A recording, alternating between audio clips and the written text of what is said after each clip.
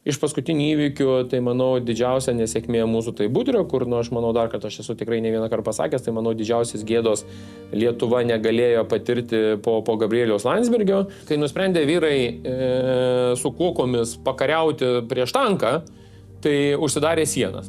Kai užsidarė sienas, tada Baltarusija sako, nepykit piliečiai lietuviai, mes šiek tiek jūsų technikos pasiėmam savo, kad taip jau atsitiko, ne?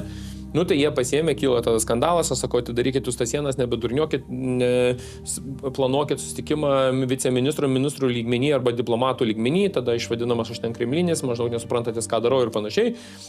Įvyksta, kas įvyksta ten, Rubio, Orbanas, Trumpas, penktadienį, Piteris susitikimas, apkalba, kad čia reikia kažką daryti, nes jie jau sako, tiem lietuviam visai nebesupranta, kas yra. Tada mes jau prašom amerikonų, kad padėkit mums susitvarkyti. Amerikonai mums šiek tiek padeda, bet sako, Lukašenka sako, aš automobilių neatiduosiu. Ir tada jau prasideda tas didysis šou, kada maždaug pasiūlo eikit jūs tenais piketuokite. Vienas sako, tu patikėkit, tu manim uždainuoja dainą, žinai, kitas sako, iš man čia jūs neįdomus esat. Tai parodo, kad nebesirūpina verslu ir nebesirūpinama valstybė.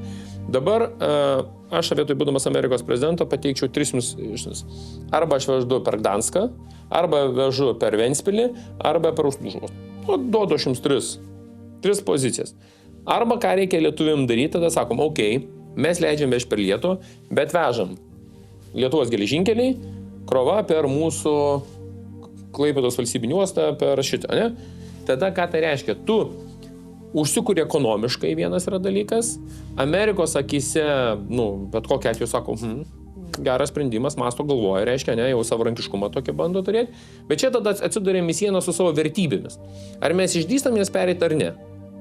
Bet tos mums vertybės kainuoja labai brangiai ir socialinė prasme, ir ekonominė prasme, ir nacionalinė prasme, nes strateginis mūsų partneris Amerikonas pradeda mumis laikyti kaip nestabiliais. Tai sako, ką ten su jumi šnekėtis, jūs ten kažkokias nesąmonės vertybėse. Tai net ir esant kariniam konfliktui arba situacijai, vertybės jos turi būti taip prioritetinės, bet svarbiausia valstybė, kad ekonomiškai jos nenukentėtų. Tai mano manimas, sakau, turėtų šiandieną jie tą dalyką daryti. Tikrai, kad tranzitą jie bus priversti, jeigu mes to nepaimsim, nepasinaudosim dabar, pasinaudos, patikėkit manim, Latviai, Lenkai, Rusai jau pasinaudojo. Ir mes Lietuvą prasim. Ir jeigu taip, kaip aš matau, vyksta dėrybos su Ukraina, o jos, ką aš ir pranašavau, 2022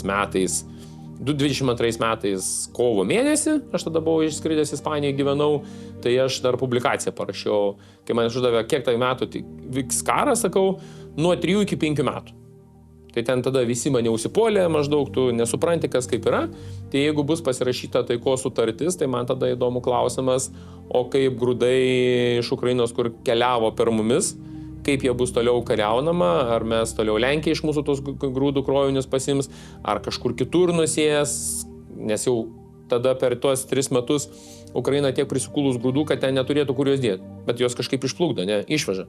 Tai reiškia ką? Apeinama sistema yra. Tai faktas, kad apeinama. Ar mums pavyks susigrąžinti tos krovinius? Valstybė reikės labai daug dirbti.